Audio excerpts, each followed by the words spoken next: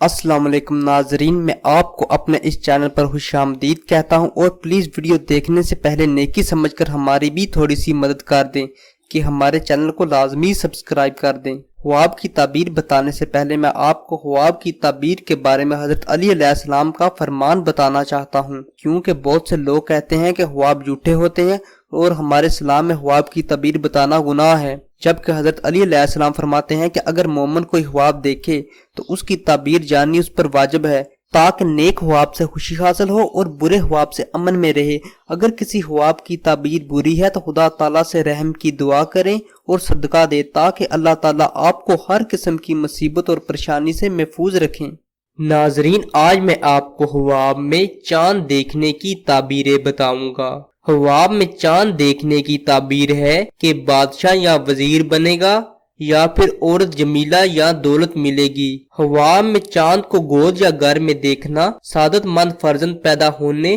یا عورت صاحب جمال ملنے اور اگر عورت دیکھے تو شوہر ذی کمال ملنے کی دلیل ہے۔ خواب میں چاند گرہن لگتا دیکھنا غم میں مبتلا ہونے اور جان و مال کے نقصان کی علامت ہے۔